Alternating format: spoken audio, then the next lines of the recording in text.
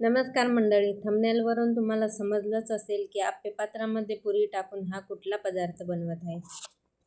हा पदार्थ एकदा जर तुम्ही बनवला ना तर बाहेरचा अजिबात कधीच आणणार नाही. घरातल्याच मोजक्या साहित्यात एकदम चविष्ट हा पदार्थ बनवून तयार होतो. लहान मुले तर हा पदार्थ आवर्जून आवडीने खातात. तर हा कुठला आहे ते जाणून घेण्यासाठी व्हिडिओ स्किप न करता शेवटपर्यंत नक्की पहा. त्यासाठी इथे चपातीचं जे भिजलेलं कणिक आहे ते घेतलेलं आहे. तुमच्याकडे चपातीचं पीठ मळलेलं नसेल तर चपातीसाठी जसं बनवतं तसंच पीठ मळून घ्यायचं आहे.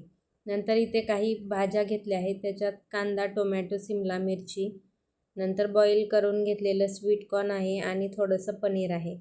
तर सुरुवातीला पनीर आणि स्वीटकॉर्न बाजूला ठेवूया आणि कांदा, टोमॅटो, सिमला मिरची कट करून घेऊया.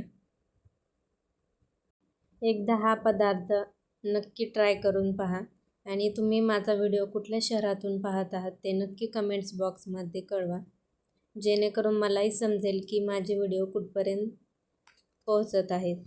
तर इथे कांदा, टोमॅटो आणि सिमला मिरची बारीक कट करून घ्यायची आहे. टोमॅटोतील बिया काढून टाकायच्या आहेत आणि बारीक याला कट करून घ्यायचं आहे. मुलांना मधल्या वेळेत रोज काही ना काही खायला लागत असते, तेव्हा बाहेरचा विकत न आणता अशा पद्धतीने तुम्ही घरीच मुलांना करून द्या. तर इथे बघू शकता टोमॅटो कट करून झालेला आहे. नंतर कांदा आणि सिमला मिरची देखील कट केलेला आहे. नंतर आपल्याला या सर्व भाज्या आता कढईमध्ये 1-2 मिनिटे थोड्याशा तेलामध्ये परतवून घ्यायच्या आहेत.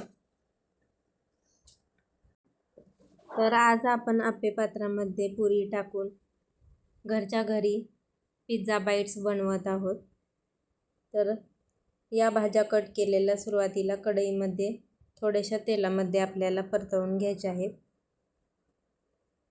बाहेरचा मैद्याचा पिझ्झा विकत आणण्यापेक्षा घरीच या पद्धतीने तुम्ही एकदा मुलांना नक्की बनवून द्या.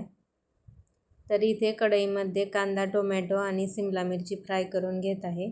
स्वीटकॉर्न ऑलरेडी मी बॉईल केलेलं आहे, त्यामुळे ते मी याच्यात टाकलेलं नाही.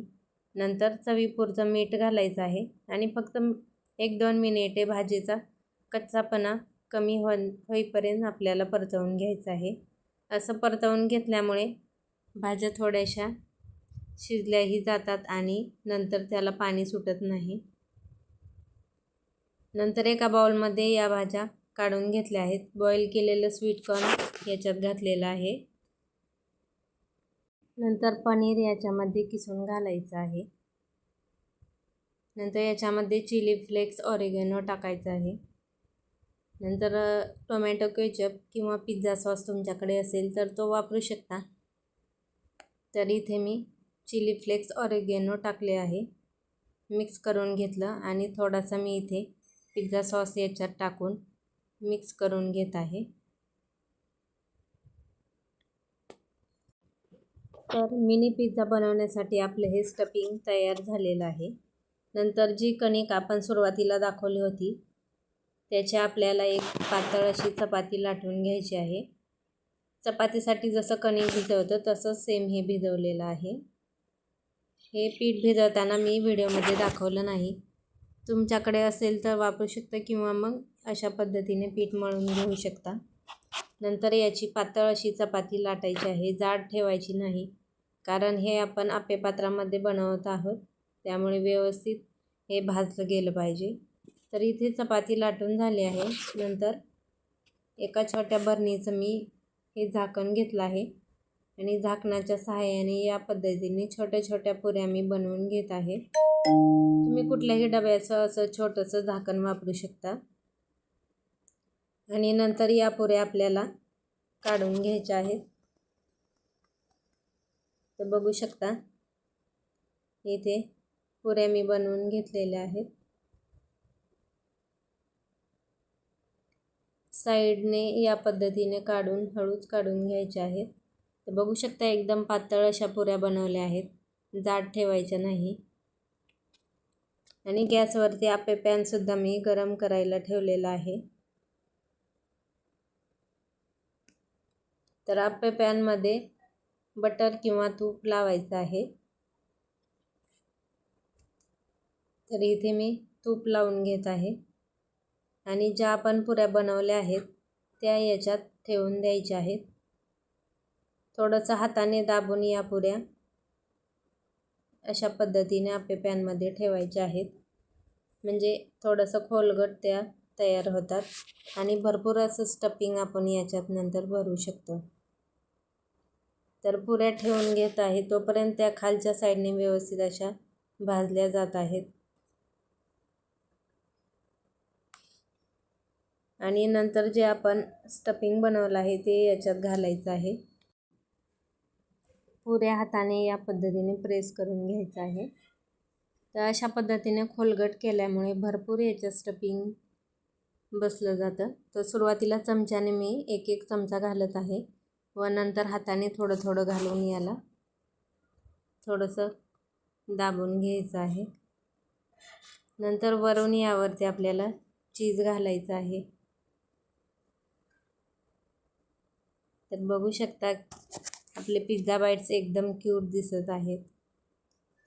भरपूर कलरफुल भाज्या असल्यामुळे मुलांना विविध भाज्याही खायची अशा पद्धतीने सवय लागते आणि चीज असल्यामुळे मुले आवडीने खातात. तर बघू शकता भरपूर असं स्टफिंग मी याच्यात फिल केलं आहे. आता वरून चीज घालायचं आहे. चीज थोडंसं गरमी असल्यामुळे मेल्ट झालेलं आहे. तर इथे बघू शकता चीज घालून याला आता झाकण ठेवून द्यायचं आहे. 2 ते 3 मिनिटातच हे व्यवस्थित भाजले जातात. चीजसुद्धा मेल्ट होते. तर खालची साईडसुद्धा व्यवस्थित अशी भाजली गेली आहे आणि झाकण ठेवल्यामुळे वरची साईडसुद्धा व्यवस्थित वाफून तयार होते. त्यामुळे त्याला सेपरेट पलटी करून भाजायची गरज नाही. तर इथे बघू शकता आपले क्यूट असे पिझ्झा बाईट्स तयार आहेत.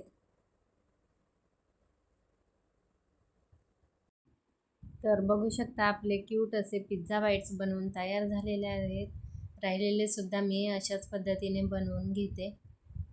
व्हिडिओ तुम्हाला कसा वाटला नक्की मला कमेंट्स करून कळवा आणि तुम्हीसुद्धा तुमच्या मुलांना अशा पद्धतीचे एकदा नक्की बनवून द्या.